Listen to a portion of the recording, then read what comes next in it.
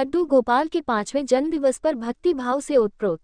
ताजनगरी की सुपरिचित कवयित्री एवं शिक्षाविद श्रीमती अलका अग्रवाल के निखिल पब्लिशर्स द्वारा प्रकाशित दोहा संग्रह अलका के कृष्ण का विमोचन बुधवार को यूथ हॉस्टल में संतोष संघ नगर के जाने माने कवि साहित्यकारों द्वारा किया गया। ललिता करमचंदानी, बबीता पाठक और कंचन चौधरी के मधुर स्वर में भगवान कृष्ण की भक्ति पर आधारित भजनों की रसधार ने सबको भाव विभोर कर दिया। लोकार्पित दोहा संग्रह की समीक्षा करते हुए वरिष्ठ कवि साहित्यकार डॉक्टर RS तिवारी शिखरेश ने कहा कि अलका जी का प्रभु चरणों में विनीत भाव से समर्पण समस्त प्राणियों के कल्याण की याचना, पुनीत कर्मों की स्वीकार्यता एवं कृष्ण नाम की महिमा वर्णनातीत है। उन्होंने कहा कि भक्ति भाव से अनुगुंजित कवयित्री का मन अपने प्रभु में इस कदर रमा है कि उसकी हर व्यथा कृष्ण जी स्वयं हर लेते हैं। एक बानगी देखिए देखूं जो मैं श्याम को पुलकित होता गात नैनों की भाषा पढ़े करता मुझसे बात। श्रीमती अलका अग्रवाल ने अपने मन की बात साझा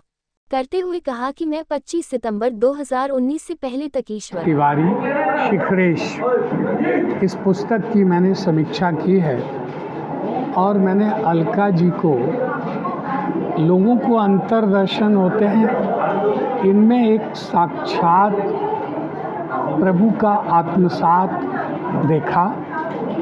अलका जी की दृष्टि दिव्य है और उनके भाव पवित्र हैं।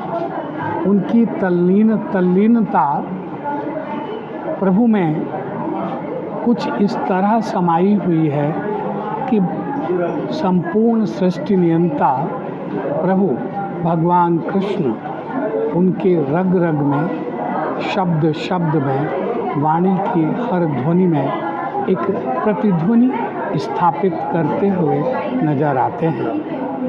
यद्यपि प्रभु भक्ति पर लिखा गया कोई भी काव्य या साहित्य की समीक्षा को मैं उचित नहीं समझता, इसलिए मैंने उनके इस काव्य की समीक्षा नहीं बल्कि उनके भावों को, उनके अंतर्मन को टटोला है और उनके अंतर्मन की जो आवाज़ है उसे, जो शब्द उन्होंने दोहों के रूप में दिए हैं, मैंने उसी को गद्य के रूप में सरलता से पाठकों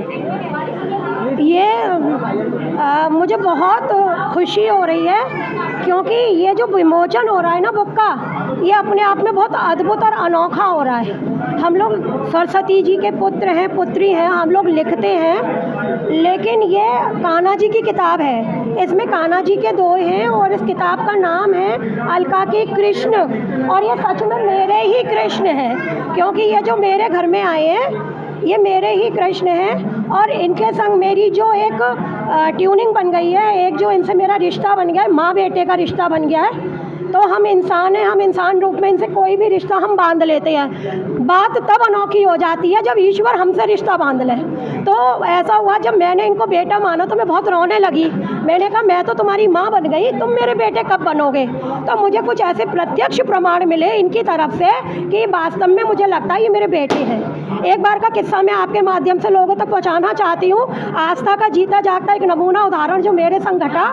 एक बार जब रात को मैं इनको भोग लगाना भूल गई तो ये मेरे सपने में आए और मैं उन दिनों में ये कहकर रोती रहती थी कि मैंने तुम्हें माँ मान लिया, तुम मुझे बेटा कब मानोगे? तो उस दिन ये हुआ कि ये भूखे सो गए और ये रात को सपने में आके रोने लगे, माँ मुझे भूख लग रही है। और मैं